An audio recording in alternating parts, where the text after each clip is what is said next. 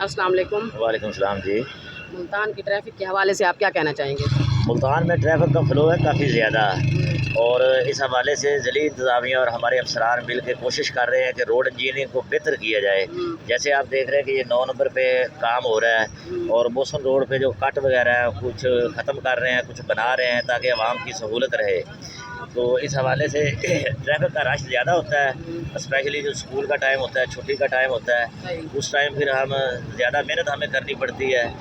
ऐसे तरीके से अपनी ड्यूटी सर अंजाम देते हैं ताकि आवाम को किसी किस्म की परेशानी का सामना ना करना पड़े और तमाम लोग बर वक्त जो है ना वो अपने। और सर, अगर किसी के पास लाइसेंस ना हो उस सूरत में आप क्या कहना चाहते हैं? लाइसेंस के हवाले से जो है कि लाइसेंस सबसे ज़रूरी है, लोगों को बनवाना चाहिए। इसके अलावा जो है ना वो हमारे खिदमत सेंटर बने हुए हैं, वहाँ पे हमारा स्टाफ तैनात है बाकायदा। वहाँ पे हम लोगों को रोकते हैं, रोक के जिनके पास लाइसेंस नहीं है उनको लाइसेंस सेंटर में ले जाके उनके लाइसेंस। और आप क्या पैगाम देना चाहते हैं ट्रैफिक के हवाले से आवाम को?